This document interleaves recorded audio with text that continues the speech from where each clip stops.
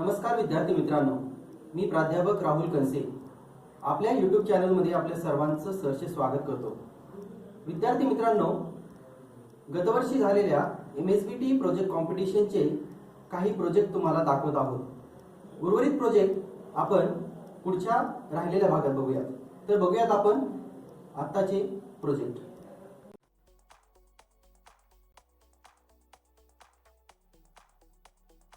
Sales and inventory management system. This project is totally electronic inventory like mobiles, computers, or etc. We have three categories: shipping company, manufacturer, and customer. We add products, remove products. We support offline shopping method. We send some messages although we are offline using a self-ping method.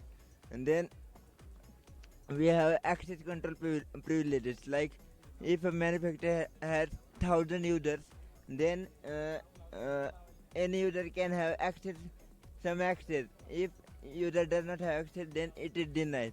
Then other advantage of it, the online alerts are offline alerts are displayed when project is nearest to empty. Then alerts are displayed, and also in this project all kind of tax including discounted within just one click calculate होतात. नंतर मॅन्युफॅक्चरिंगसाठी effective आहे, validation principal खूप apply केलेत आणि जे काही normal user आहे easily handle करू शकतो. जे काही डिझाईन आहे ती like a mobile application.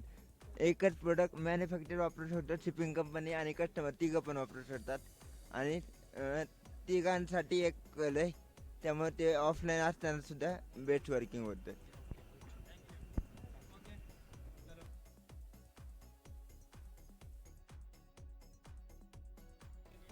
Okay, hello. This is our project for receiving satellite weather imagery. Here we receive weather images from US and Russian satellites using software-defined radio and a portable setup of antenna, where without using internet we can directly receive images from the satellite in a low-cost setup. Whatever available things are there from hardware store or so. In low-cost setup we are receiving this, and we can get up to 3,000 kilometers area from the location of the user or the station. So we are actually receiving 3 satellites right now from around 4 to 5 hours interval, and we can get thermal images, precipitation measurement, and multispectral analysis of cloud cover also. We also further working for the advanced version. We use the Raspberry Pi model, for which needs a minimum electricity of 5 volt, and which is a portable. We can easily carry it with us, and this is a DVB sticks which works as a receiver for this setup, and this setup does not needs any internet connection, and which is made up of small PVC pipes, and which is generally in our hardware store, local stores.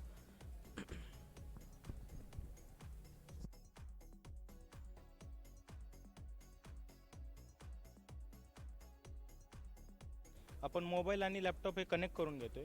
त्यानंतर जर user ब्लूटूथच्या रेंजच्या बाहेर गेला, जे की 15 पावलं आहेत, त्यानंतर जर तो बाहेर गेला तर तो सिस्टम 100 मीटर नसते सर, 10 मीटर असते सर. त्यानंतर तो ऑटोमॅटिकली लॉकडाऊन होऊन जातो PC, आणि जोपर्यंत तो येत नाही तोपर्यंत PC लॉकडाऊन असतो.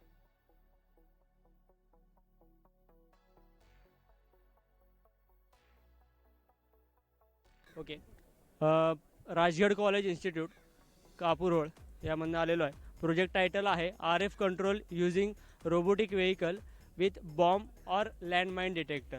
वर्किंग असं आहे, सिम्पल सर्किटरी आपण मेटल डिटेक्टर सर्किटरी यूज केलेली आहे, जेणेकरून बॉम्ब जे असतात आत्ता इन जनरल बॉम्ब हे मेटॅलिक स्वरूपात असतात, नॉन मेटॅलिक बॉम्ब अजून तरी नाही आहेत. मग जरी कशात असला तरी आपण एक बॉम्ब म्हणून एक ऑब्जेक्टिव्ह बॅटरी आपण हे केलेलं आहे, जेणेकरून हा तुम्हाला डिटेक्ट करणार बॉम्ब.